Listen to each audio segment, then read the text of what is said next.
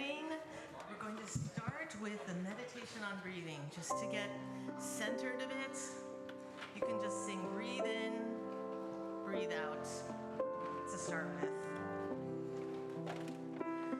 Breathe in, breathe out, breathe in, breathe out, breathe in, breathe out, breathe in, breathe out.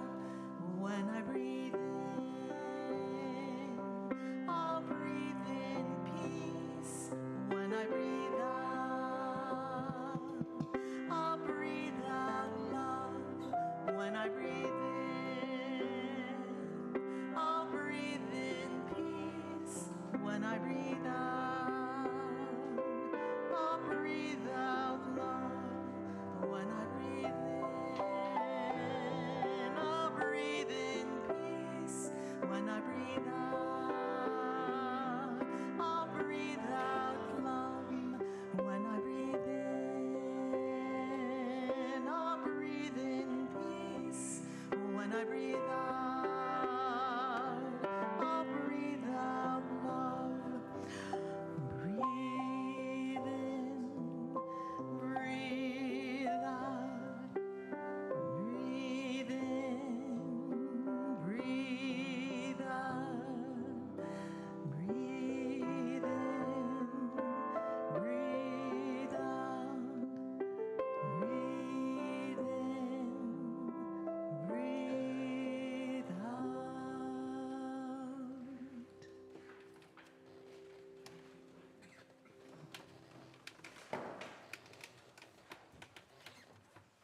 Good morning, Beacon. Good morning. My name is Jermaine Kripe. I'm a member of the Lifespan Ministry team. I'm an African-American woman with graying hair that I'm battling back with blue and black hair dye, wearing a multi-print dress. A lot of our members are not here today, as you notice, as also our staff members, because this is our General Assembly week. The General Assembly is the Unitarian Universalist Association's annual meeting, where we do a lot of the business of the association all together. So right now, most of your staff and ministers are in Baltimore, or in cars on their way back from Baltimore, after being there all week long. So they send their love, they send their joy for having you join us this morning, and they will be with us again next week. So I wanted to give you some notice about next Sunday. Sunday, June 29th is going to be Dr. Tooley's last day for the next 6 months as she goes on sabbatical. And we were wanting to make sure everyone was aware that we're doing a special reception for her after worship service. So please join us in Fellowship Hall afterwards for a little something to eat, and to also share your best wishes with her as she takes these 6 months to grow and glow, hopefully. This morning's welcome is written actually by our own Missy Rogers, and it's inspired by the prayer written by Howard Thurman, and it goes like this. There is so much that engages the mind and ensnares the emotions that again and again we are wanderers, lost in the midst of our own private and collective wilderness, with no sense of being at home anywhere, in anything at any time. Our enthusiasms wax hot and cold. It is wonderful, therefore, to sit together, to be enveloped by a single moment and feel the presence and sense of the lights and the shadows of those who sit near us. It is good to be caught in this creative silence, surrounded by the presence of the divine. And perchance, as we wait together in this quietness, some new light may be thrown open upon our old problems, and some fresh hope may give wings to spirit, which despair is the familiar.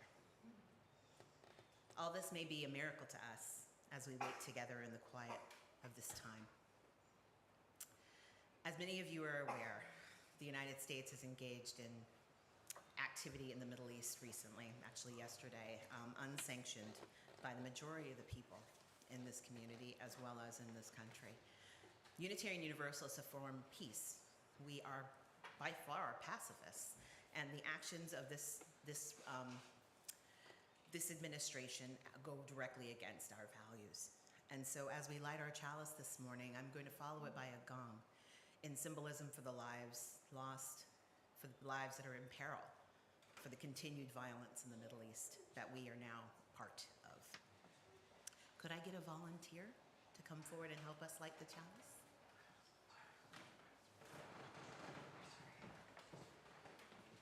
I need a candle minion.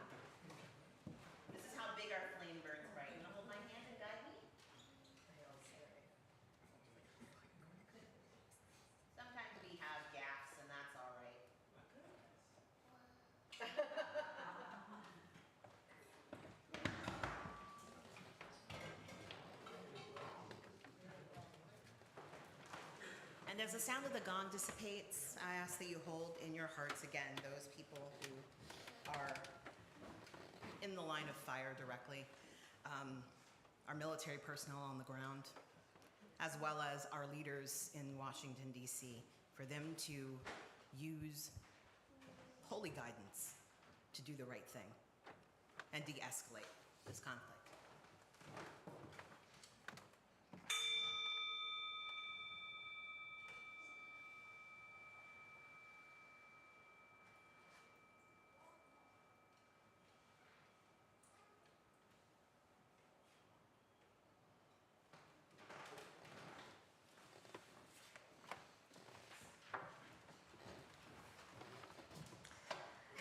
You know, the sound of the gong can help us to focus. And I would say that singing together can also help us focus, and not only that, but put forth into the world the kind of community that we want everyone to live in. So why don't you rise in body or in spirit? We're going to sing hymn number 34. Though I may speak with bravest fire.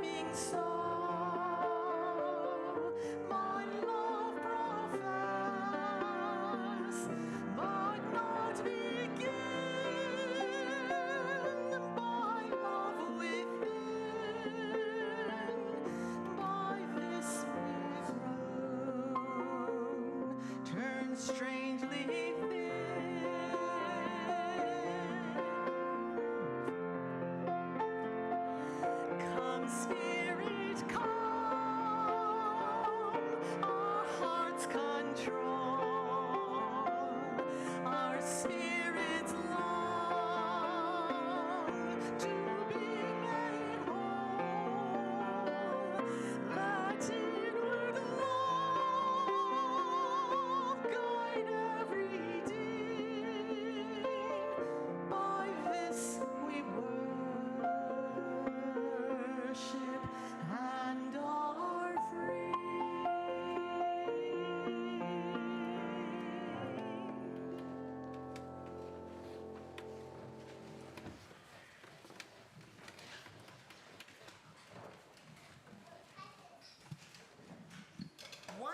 the familiar stories of the Bible comes to be the Good Samaritan, and this is a version of that story.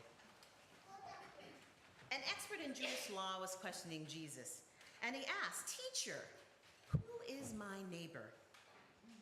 Jesus replied by telling this story. A shop owner was walking from Jerusalem to Jericho when he was robbed, beaten, stripped of his clothing, and left for dead on the side of the road. A little while later, a respectable businessman walking down the same road saw the man and moved to the opposite side of the road without stopping to help. "I have an important appointment. I don't have time to stop now." Later, another man walking down the road saw the man as well and thought, how did this man end up like this? He could be dangerous. Someone beat him for doing something wrong, and he walked past without helping. A third man walked down the same road, the Samaritan. Now, at the time, Samaritans and Jewish people were not friendly with each other. But it was this man, this Samaritan, who stopped to help that injured Jewish man, this perceived enemy. The Samaritan not only bandaged his wounds, but he took him to the nearest inn and paid for his care. At the end of the story, Jesus said, "Which of these three do you think was the neighbor to the man who fell at the hands of robbers?" The expert of the law replied, "Oh, the one who had mercy on him." And Jesus told him, "Go and do likewise." Now, this story can lead us to think that those first two men were bad and that only one of them was good. But is it bad to be in a hurry for an appointment? Is it bad to be afraid of the person that you might think is dangerous or that is in peril? So the third man was obviously going somewhere as the man on the side of the road. He did look awful. But do we think the third man wasn't in a hurry or wasn't afraid? What do you think might be the reason he was the only one that stopped to help? That's what I want to leave you with today. As we go about our week, let's look at the world through the eyes of the Samaritan. Yes, we have plenty to do, and there are potential pitfalls. But is that a reason not to bring our best selves to our fellow planetary citizens? We need to give and be the gift to the world. And so this week, as you go out in your busyness, in your awareness of your space, think of others as well as yourselves so that we can present and be the best for each other. Here ends our time for all ages.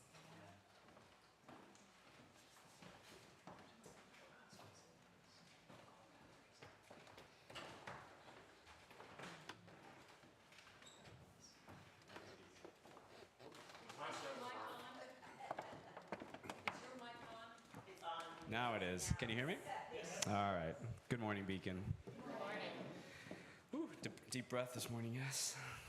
My name is Dan Yanis, he, him pronouns, and I'm 5'10", a father of two, and a husband. And this morning I am here to serve as your beacon, as your chaplain, and sorry, a lot of emotions this morning. Okay? And that's okay. We can take a deep breath together. You're going to see many, perhaps more than myself, chaplains wearing this stole today. We encourage you to walk up to us after service if you need someone to speak to. We hold these engagements in confidence, and we are here to create space for you to flex into and share your thoughts, your feelings, and whatever you may be experiencing in this moment. I'm going to do something a little bit different than what we've done before we start our candle lighting. I'd like to read a statement that was released last night by the Unitarian Universalist Association on the widening military conflict in the Middle East.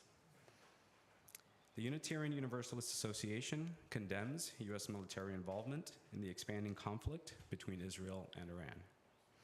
This action by the U.S. government represents a moral failure, and Unitarian Universalists are compelled through our beliefs to speak out against it.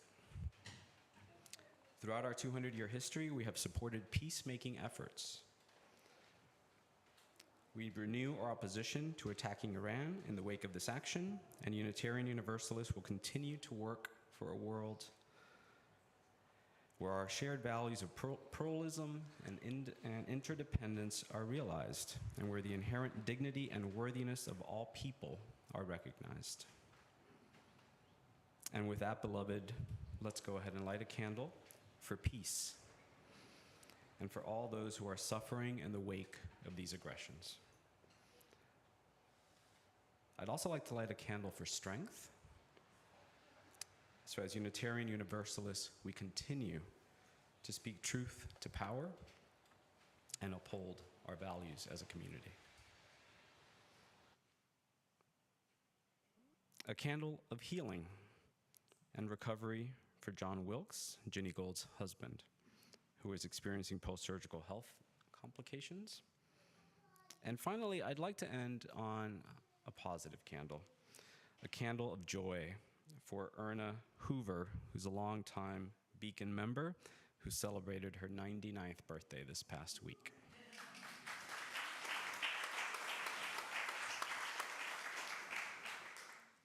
I invite you now to come forward and light a candle of your own.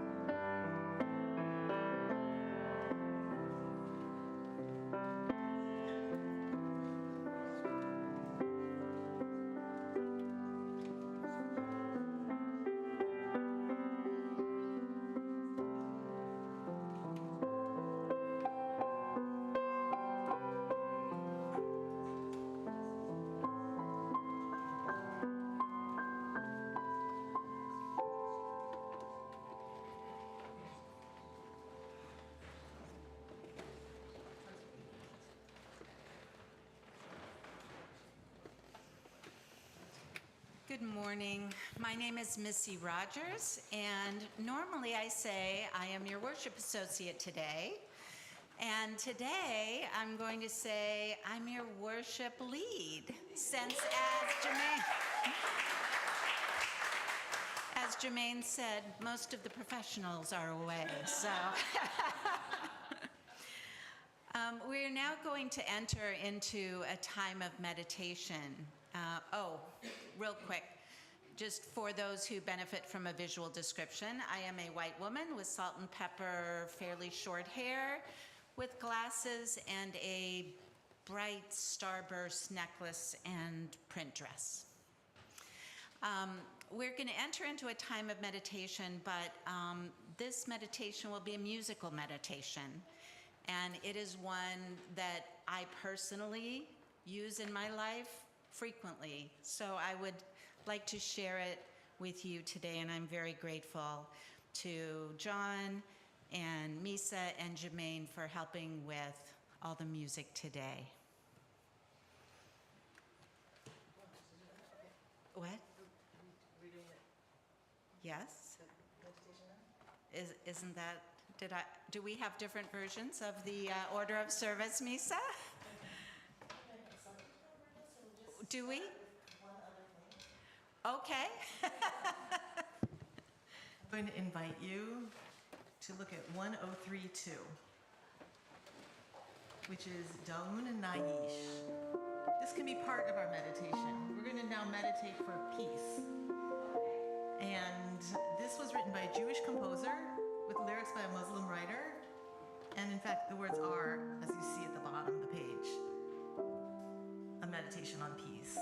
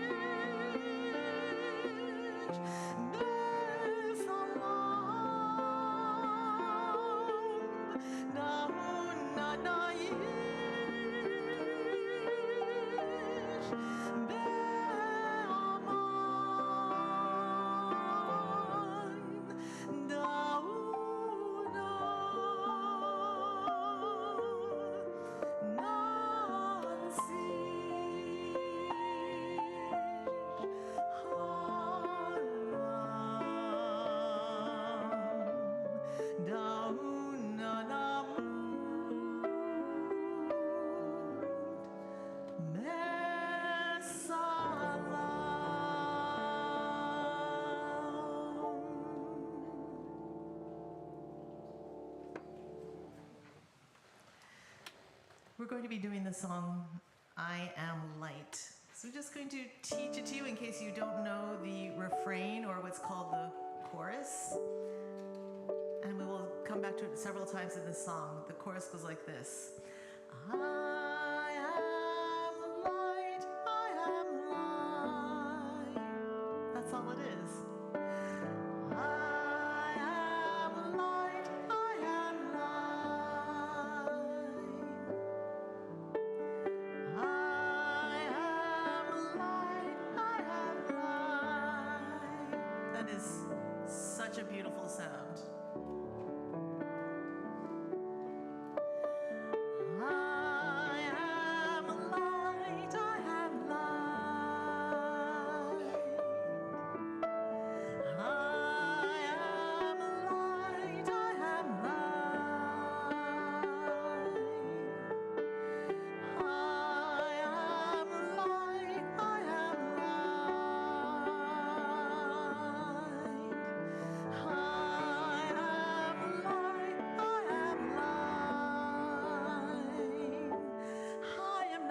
things my family did. I am not the voices in my head. I am not the pieces of the brokenness inside. I am light. I am light. I am light. I am light.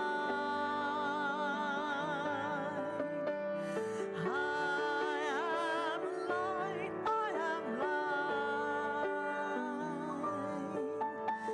I am light. I am light. I'm not the mistakes that I have made or any of the things that cause me pain. I am not the pieces of the dream I left behind. I am light. I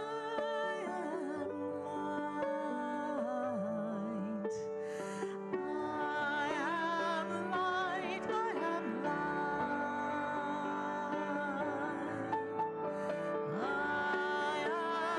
light. I am light. I am light. I am light.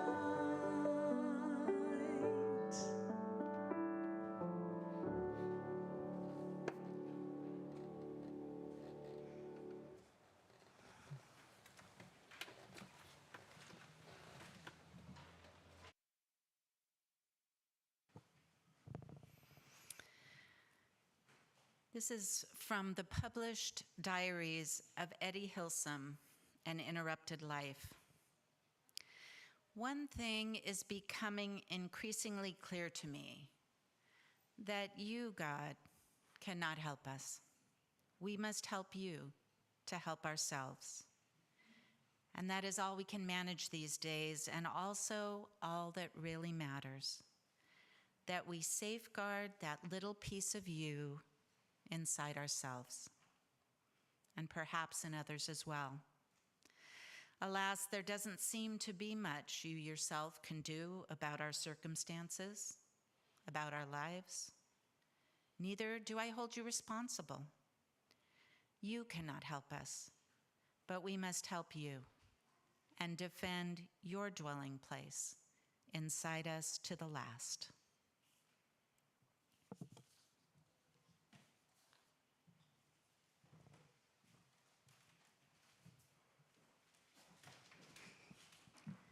This morning has been really somber, and rightfully so. There is a lot happening in our world, but there's no reason for our joy to be stolen away. So I am going to ask for you to join me in singing This Joy That I Have. Is it this one? Oh, we're doing this one. You're just an offering. Oh my goodness, my apologies. I'm doing everything. This is what happens when you don't hold on to your order of service. You just assume it's in here. My apologies. Again, my name is Jermaine Kripe. I'm the Lifespan Coordinator here for this congregation. As we're moving into this week, I want to again remind you of the message of the Good Samaritan, and that idea that who we are and how we present ourselves to one another in the world is as important as anything in the world. So at this time, we will accept your offering with gratitude and joy in our hearts, and know that that work that we're doing in this congregation to battle and push back against oppressions for all is important and is funded by your generosity. Thank you.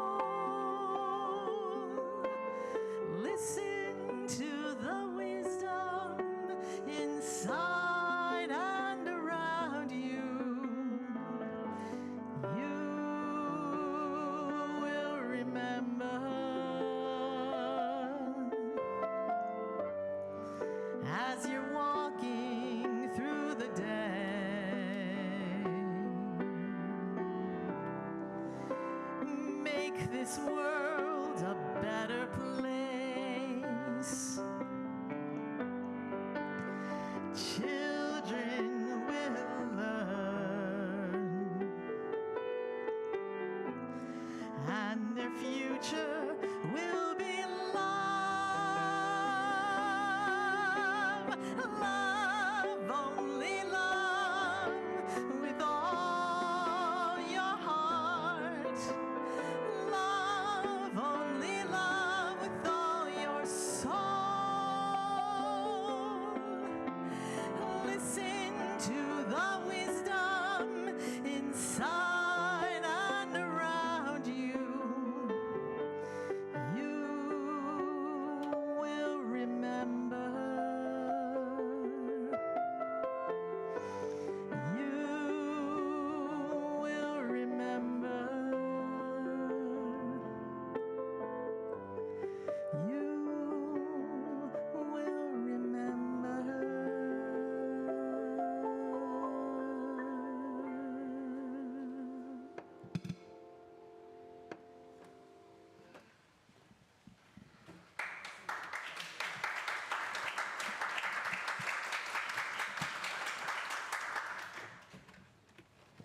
Thank you, Misa and John.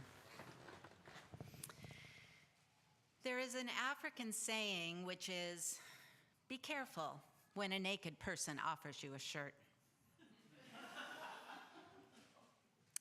I was just such a naked person many years ago in my first year of teaching third grade right out of college. At that time, I was still holding some of my evangelical Christian ideas and wanted these kids to know God's love for them. But in a public school, that's not how things are done. So early on in the school year, after all the rule setting and supplies were in place, I told them I loved them. The immediate and obvious facial expressions on some of those faces I can still see today. There I was, offering a shirt, and they knew in their little 8-year-old bodies that something was wrong. And I knew it too. I had a theoretical love, a philosophical love, but not love. Love, a word we hear a lot, the word at the center of our UU values. How and when does that word really mean something? I find a glimpse into that from a young Dutch woman, Etty Hilsum, in her diaries and letters written in 1941 through 1943 during the Nazi occupation of the Netherlands. They were eventually published in 1981 under the title An Interrupted Life. Etty was an intelligent, introspective woman who studied law, Slavic languages, and psychology at the University of Amsterdam. In the summer of 1942, she volunteered to work at Westerbork, a transit camp. She felt it her moral obligation to accompany and support her fellow Jews who were being deported, to provide some kind of assistance and comfort to her people. In 1943, she and her family were deported to Auschwitz, where she was murdered at the age of 29. Prior to 1942, Etty struggled with some inner turmoil and sought help from therapists, both of whom she became romantically involved with. However fraught all that was, her last therapist introduced her to Maria Rilke, an Austrian poet and novelist of the early 20th century who seemed to have great influence on her emotional and spiritual growth. We read in Etty's diaries something akin to this written by Rilke. For one human being to love another, that is perhaps the most difficult of all our tasks, the ultimate, the last test and proof, the work for which all other work is but preparation. I hold this to be the highest task for a bond between two people, that each protects the solitude of the other. Rilke uses the phrase, protects the solitude of the other. For me, and I think for Eddie, the solitude of the other is the divine inside us. And so our greatest task is recognizing and protecting the divine, the pure, the holy within ourselves and each other. Carter Hayward, one of the Philadelphia 11, ordained as an Episcopal priest in 1974, and, according to her website, also a member of the UU congregation of Transylvania, North Carolina. She coined the phrase godding, Godding. It is a verb she uses for what happens when we recognize and activate the divine potential within ourselves and our relationships. It is the power that exists within and between us when we connect authentically. It is that level of interaction, the divine inside to the divine inside. That is how and when love happens. But how do we engage this power and work in the world in this way, especially if we do not connect with the concept of divinity? I would say it is surely not a step 1, step 2, step 3 process. But it must begin with ourselves so that we are not a naked person offering a shirt. It is an undoing, a letting go, a shedding of the identities we hold so tightly, reminding ourselves, as the lyrics say, I am not the mistakes that I have made. I am not the voices in my head. I am not my age. I am not the pieces of the brokenness inside. And I will add, nor am I my advanced degree, my big job title, my handsome appearance. As we shed this old skin, we arrive at light. I am light. I am light. I am divinity defined. I am the God on the inside. I am a star, a piece of it all. I am light. At least once in Eddie's diaries, she signed it, the thinking heart of the barracks. I love that phrase, and I find it so apropos to the life she lived. She was a thinking person, an educated woman who eventually let love guide her into the barracks. And it was there in the barracks, she wrote, my red and yellow roses have opened completely. While I sat there in that hell, they just stood there blooming. Some say, how can you still think of flowers? They are as real as all the misery. There is room for many things in one life, and I have so much space. I am not afraid to look suffering straight in the eyes. To do this, we must be in the barracks, in relationship with each other, not afraid to be in unpleasant, uncomfortable, and sometimes less than safe spaces, like the Samaritan. So once we have had at least a fleeting moment of feeling that light inside ourselves, we head out to the barracks. This can look like a lot of different things, depending on the stage of life we are in and the circumstances of our life at that stage. It could look like being willing to share our wounded places and be a safe place for others to share theirs. It could look like being sincerely curious about another's point of view. It could look like reading biographies written by folks with very different experiences from our own. It could be companioning someone through their last days. For me, most recently, it has been my time working with Summit Warm Hearts, the program serving unhoused folks in Summit. It has forever changed me, gave me practice finding the divine inside me and others, expanded who I am and how I interact. A primary person who helped me see the power of love at the center is a man I will call Walter. Walter had been homeless in Summit for 16 years. He can be a prickly sort who doesn't like people to get in close proximity and is easily slighted, for which you can be called out as a devil, and I was. Walter always had his radio on, an audio barrier in case the angry face and words weren't enough of a deterrent to others. The first few hours at Summit Warm Hearts each morning can be a little chaotic, with breakfast being served, handing out socks, razors, towels, people asking for more coffee.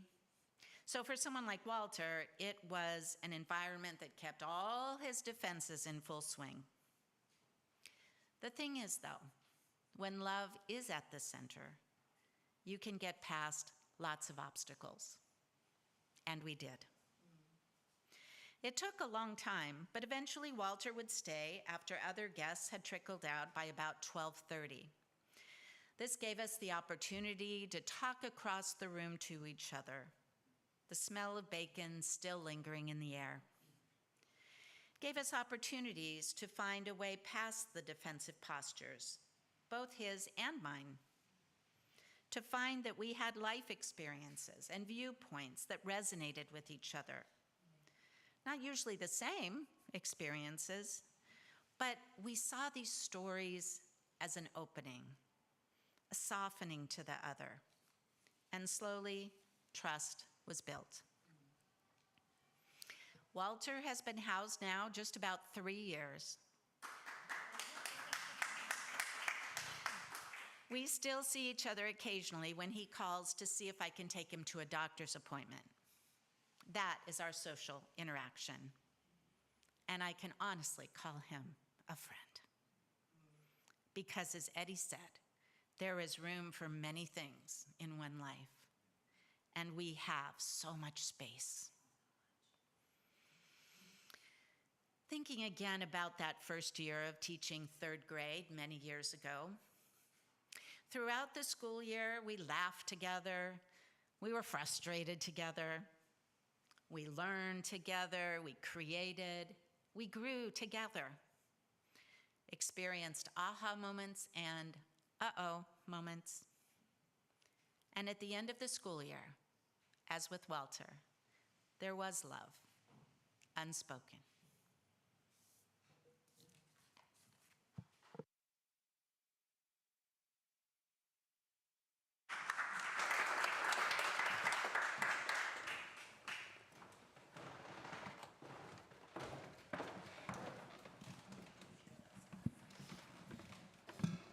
Thank you so much, Missy. Beautifully said. All right, just a few quick things to talk about. One is that we have several ways of being part of the musical community, if that is the way you want to come into our larger community. And one way is through afternoon music. We do have a concert this afternoon. I actually am looking forward to it so much. To take a breath, to hear beautiful string music. It's Eric Wyrick, who's the concertmaster of the New Jersey Symphony, will be here. There'll be a string trio. And I think that to have an hour and a half of beauty and history and concentration is one of the best things that I can think of in order to build up our souls so we can keep on doing the work. You have to fill up. Bucket. That's right. Another way you can be part of the community is to join the choir. So I'll say that my name is Misa Iwama, and you can always send me an email and let me know if you'd like to join the choir, which will start again in the fall. We'll say it's a wonderful group of people, and we have a lot of fun. It is just, it's fun. I want to also say that I'm so grateful to not only you who are here, but the people who watch online, who might be out of town. Erna, who's watching just past her 99th birthday. I would say that my own father watches the stream religiously or weekly. John's mother watches the stream, and we want to welcome everyone who's watching. And we're going to close today by singing This Joy by Shirley Caesar, and Jermaine will be leading it. All right, we're going to get you on your feet. Do a little movement. I know the weather is probably going to keep us from having our afternoon walk, so we're going to get our steps in here. So the lyrics go, well, fairly simple. You'll be able to pick it up. Yeah. All right. Go ahead. This joy that I have, the world didn't give it to me. This joy that I have, the world didn't give it to me.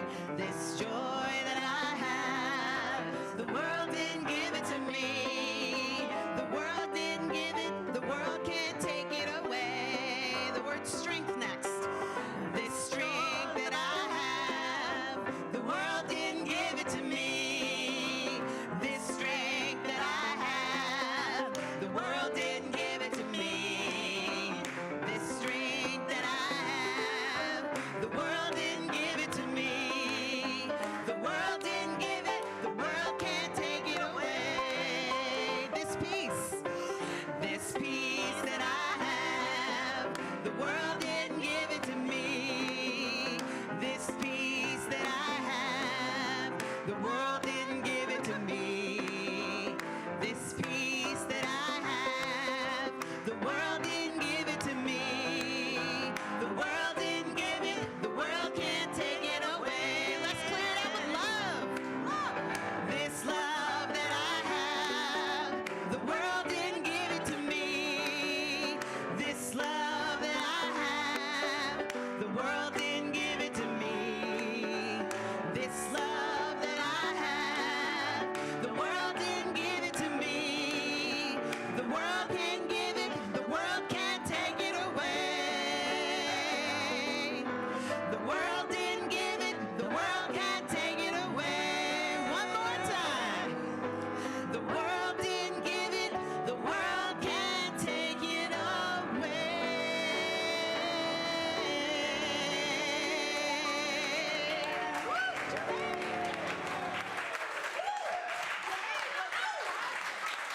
And I want to say an extra special thank you to John O'Neill.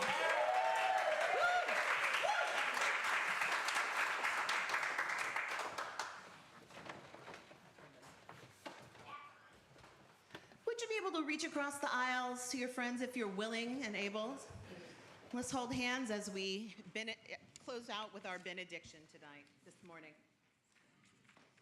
Today, whatever. I know, it's a little bit of both. Woo. Dark skies and it's daytime. I don't know. As we end our time together today in spiritual community, may we depart this sacred space with these words from Rebecca Savage. Knowing that blessings shall follow us all the days of our lives if we live in and return to right relationships. If we extend grace and forgiveness to ourselves and others, if we behold mercy as a spiritual superpower, If we emanate the greater love that holds us close, may our lives radiate blessings that we have been given. May kindness and compassion fall gently upon all of us. may there be peace in the world, and may it begin again with us. Go forth, beloved, with the light and warmth of our chalice in our hearts until we are together again. Together. Yes.